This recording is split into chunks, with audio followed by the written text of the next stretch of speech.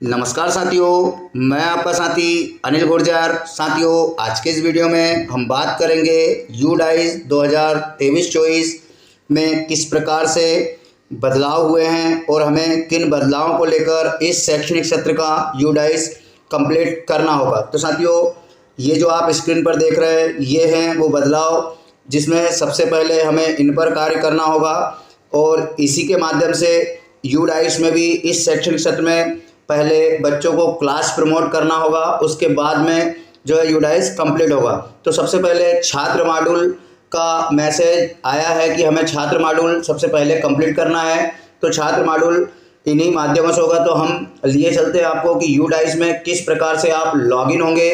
तो हम पहले लॉगिन की प्रोसेस को समझ लेते हैं, उसके बाद समझेंगे इसको। तो ये आप देख रहे हैं, ये मेरे मोबाइल की मेन स्क्रीन है। आप इसके किसी भी ब्राउज़र, जैसे कि मैं यहाँ पर क्रोम ब्राउज़र को ओपन कर लेता हूँ। तो जैसे ही हम क्रोम ब्राउज़र पर टिक करेंगे तो साथियों आपके पास कुछ इस प्रकार से होम पेज आ जाएगा। इसमें आपको सबसे पहले ऊपर सर्च बार में यहाँ पे टाइप करना होगा यूडाइस प्लस। तो यूडाइस यहाँ पर ऊपर आ रहा है, यूडाइस प्लस government.in। इस पर हम टिक कर लेते हैं। तो जैसे इस पर टिक करेंगे तो हमारे पास कुछ इस प्रकार से होम पेज आ जाएगा। इसमें यहाँ पर जो आप देख पा रहे हैं लॉगिन फॉर ऑल मॉड्यूल, तो हम इसको टिक कर लेते हैं लॉगिन फॉर ऑल मॉड्यूल को। तो यहाँ पर सभी प्रकार के ऑप्शंस यूडाइस से संबंधित हमारे सामने ओपन हो जाएंगे। तो इसमें जो आप स्टूडेंट मॉड्यूल देख पा रहे हैं नीचे, तो हम स्टूडेंट मॉड्यूल पर, क्योंकि हमें पहले छात्र प्रोफाइल का काम यूडाइस में करना है, तो हम स्टूडेंट मॉड्यूल में यहाँ पर सिलेक्ट स्टेट का ऑप्शन आ रहा है। तो सिलेक्ट स्टेट के ऑप्शन में जाकर के जो भी आपका स्टेट हो उसको हम यहाँ पर चयन कर लेंगे। तो हमारा जो स्टेट यहाँ पर हम चयन कर लेते हैं मध्य प्रदेश। तो मध्य प्रदेश के चयन के बाद में हम यहाँ पर जो गो का ऑप्शन दिखाई दे रहा है आप लोगों को। तो साथियों, जैसे ही हमने मध्य प्रदेश के ऑप्शन को क्लिक किया और उसके बाद जो गो का ऑप्शन दिखाई दे रहा है उस गो के ऑप्शन पर क्लिक कर देंगे।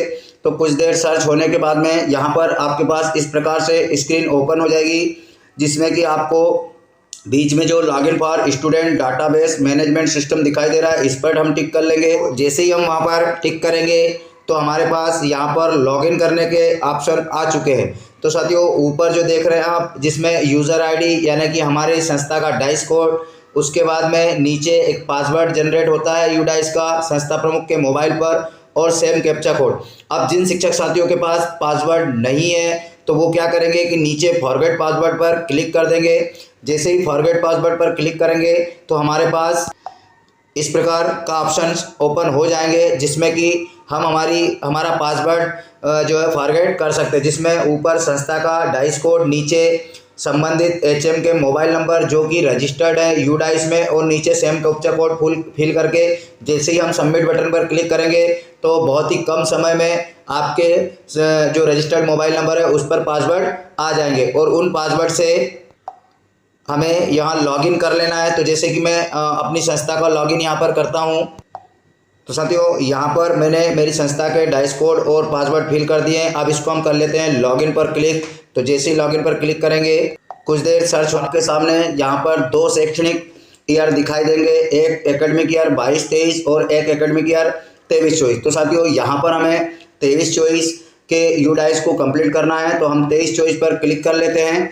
तो जैसे ही 23-24 पर क्लिक करेंगे तो आपके पास इस प्रकार से ऑप्शंस ओपन होंगे, इस प्रकार की स्क्रीन होगी, जिसमें आपको यहाँ पर एक सब मैसेज दिखाई दे रहा होगा कि आपकी जो स्कूल है उसकी कैटेगरी क्या है, प्राइमरी, वहाँ कौन से क्लासेस संचालित है, 1 to 5, स्कूल टाइप, को एजुकेशनल। उसके बाद यहाँ पर सारी जानकारी यहाँ पर दिखाई दे रही है। तो हम इसको यहाँ पर कर देते हैं क्लोज। तो जैसे ही क्लोज करेंगे तो आप देख पा रहे हैं यहाँ पर सारे जो क्लासेस है उसमें बच्चे की संख्या 00 यहाँ पर दिखाई दे रही है। तो साथियों, इस शैक्षणिक सत्र में 00 यहाँ पर आ रहे हैं और उनके सामने व्यू मैनेज के ऑप्शन आते हैं। अगर हम इस पर क्लिक करेंगे तो यहाँ पर सर्चिंग के बाद में कोई भी ऑप्शन ओपन नहीं होता, सॉरी नो रिकॉर्ड फाउंड आ रहा है। अब हमें इस शैक्षणिक सत्र में क्या करना है। तो साथियों, आपसे निवेदन है कि इस शैक्षणिक सत्र में यूडाइस को लेकर कई मॉड्यूलों पर हमें काम करना होगा और आपको एक एक मॉड्यूल की बिंदुवार जानकारी इसी चैनल के माध्यम से मेरे द्वारा दी जाएगी। तो साथियों, आपसे रिक्वेस्ट है कि जिन शिक्षक साथियों ने अभी तक मेरे चैनल को सब्सक्राइब नहीं किया है वह चैनल को सब्सक्राइब कर लीजिए, ताकि मेरे द्वारा बनाए गए प्रत्येक वीडियो का नोटिफिकेशन आपको मिलता रहे और आप अपने शैक्षणिक विभाग के सभी कार्य आसानी से करते रहें। तो साथियों, इस शैक्षणिक सत्र में जो यूडाइस में बदलाव हुए हैं तो उसमें यहाँ पर जो आप देख रहे हैं प्रोग्रेशन एक्टिविटी और उसके सामने न्यू ऑप्शन भी आ रहा है। तो हम सबसे पहले इसको टिक कर लेते हैं। यहाँ पर साथियों आपको बहुत सारे ऑप्शन दिखाई दे रहे हैं, जैसे स्कूल डैशबोर्ड का, स्कूल प्रोफाइल का, लिस्ट ऑफ स्टूडेंट और सेक्शन मैनेजमेंट। लेकिन साथियों अभी जो है हमें सबसे पहले क्या करना है, तो सबसे पहला जो हमारा काम है प्रोग्रेशन एक्टिविटी, इस पर हम टिक कर लेते हैं। तो जैसे ही हम इस पर टिक करेंगे तो हमारे पास कुछ इस प्रकार से 3 ऑप्शन ओपन होने वाले हैं। इन 3 ऑप्शन, ये तीनों ऑप्शन खास है साथियों, जिसमें हम सबसे पहले देखेंगे क्लास प्रमोट का, फिर जो देखेंगे कि हमारी संस्था में जो नए बच्चे आए हैं जिनका हमने नया एडमिशन किया है उनका क्या करना है। तो इस प्रकार से सारे बिंदुओं को हम देखेंगे बिंदुवार। अभी हम लिए चलते हैं आपको प्रोग्रेशन मॉड्यूल पर। तो इसमें जो बीच में गो का ऑप्शन आ रहा है इस पर हम टिक कर देते हैं। जैसे ही गो के ऑप्शन पर टिक किया तो यहाँ पर कुछ इस प्रकार का इंटरफेस हमारे सामने आ चुका है। अब इसमें आपको क्या करना है, तो साथियों सबसे पहले सिलेक्ट क्लास, इस पर हमें टिक कर लेना है और हम यहाँ पर सबसे पहले पहली कोई ले लेते हैं, फर्स्ट क्लास, और सिलेक्ट सेक्शन। तो हमारे पास जो कक्षाएं हैं, जो हमने पिछले शैक्षणिक सत्र में सेक्शन थे वो केवल एक ही सेक्शन था, ए। तो इसको हम सिलेक्ट कर लेते हैं और गो पर क्लिक कर देते हैं। जैसे ही गो पर क्लिक करेंगे तो साथियों कुछ देर सर्च होने के बाद आपकी कक्षा में जितने भी बच्चे थे कक्षा पहली में, वो सारे बच्चे यहाँ पर आपको दिखाई देंगे। तो साथियों अब यहाँ पर आपको क्या करना है, बच्चों को कक्षा अपडेट करना है। तो वो कैसे करेंगे, तो उसके लिए जैसे हम प्रथम बच्चे पर चलते हैं तो यहाँ पर बच्चे को लेकर सबसे पहले आ रहा है स्टूडेंट कोड। साथियों अब स्टूडेंट कोड, नेशनल कोड और स्टेट कोड, 2 प्रकार के कोड होते हैं। अब इनका भी यूडाइस में बहुत महत्वपूर्ण ऑप्शंस हैं, क्योंकि आगे जिन बच्चों को हमें नए ऐड करना होगा जो दूसरी स्कूल है उसमें इन कोड की आवश्यकता होगी, या हमारे साथ स्कूल से कोई बच्चा बाहर गया है तो उन विद्यालयों को भी बच्चों के इन कोड की आवश्यकता होगी। तो आप बच्चों को लेकर के ये कोड महत्वपूर्ण हो चुके हैं। अब हम चलते हैं इन कोड के लेकर के बालिका का नाम देख लेते हैं, डेट ऑफ बर्थ वगैरह सारी चीज़ें हमने देख ली है, क्योंकि हमने पिछले शैक्षणिक सत्र में इनका सबका अपडेशन किया है। अगला जो ऑप्शन आ रहा है प्रोग्रेशन स्टेटस 2022-23, तो उसके नीचे यहाँ पर बहुत सारे ऑप्शन आ रहे हैं, जैसे कि promoted, not passed, promoted with examination, discounted before examination, repeated by choice. तो साथियों बच्चे के संबंध में जो भी स्थिति हो, जैसे हमें अगर अगली कक्षा में प्रमोट करना है तो प्रोमोटेड पे क्लिक कर देंगे। अगर बच्चा पास नहीं हो पाया है तो उसको नॉट पास्ड पे क्लिक कर देंगे, प्रोमोटेड विदाउट एग्जामिनेशन, और उसके बाद में जो भी बच्चे के संबंध में ऑप्शन है वो यहाँ पर हम क्लिक कर देंगे। तो इस बालिका को हमें प्रमोट करना है, यहाँ पर प्रमोटेड कर दिया। उसके बाद प्रमोटेड के बाद में यहाँ पर जो ऑप्शन आ रहा है बालिका को लेकर कि मार्क्स परसेंटेज, जो भी बालिका ने परसेंट बनाए हैं उस परसेंट को यहाँ पर दर्ज कर देना है, जैसे कि हमने यहाँ पर दर्ज किया है। उसके बाद अगला जो ऑप्शन है, अगला ऑप्शन है number of days school attended, यानी कि बालिका या बच्चा जो भी जितने भी दिन उसने स्कूल अटेंड किए हैं वो दिवस यहाँ पर लिख देना है। उसके बाद जो अगला ऑप्शन आ रहा है कि स्कूलिंग स्टेटस, तो इसको हम ओपन कर लेते हैं। इसमें studying in same school, left school with TC, without TC. तो साथियों यहाँ पर अगर बच्चा हमारी ही स्कूल में पढ़ रहा है तो हम उसको स्टूडिंग इन सेम स्कूल कर देंगे, स्टडिंग इन सेम स्कूल। और अगला जो ऑप्शन है, अगर बच्चा हमारी संस्था छोड़ चुका है तो उसको हमें यहाँ से left school with TC, without TC, यानी अगर टीसी लेकर गया है तो टीसी लेकर गया है या बिना टीसी के गया है, कैसे भी बच्चा अगर आपकी संस्था छोड़ चुका है तो उसको इस पर क्लिक कर देंगे। अब हम स्टडी इन सेम स्कूल पर क्लिक कर देते हैं तो यहाँ पर अपने आप कक्षा 2 बालिका की आ चुकी है जो कक्षा 1 में थी। अगर हम इसको लेफ्ट स्कूल करेंगे तो भी हो जाएगा, लेकिन साथियों एक चीज़ हम देखेंगे कि अगर यहाँ से बच्चों को नॉट पास्ट करेंगे तो अपने आप देख रहे हैं यहाँ पर कक्षा पहली आ चुका है, सेम क्लास आ चुका है।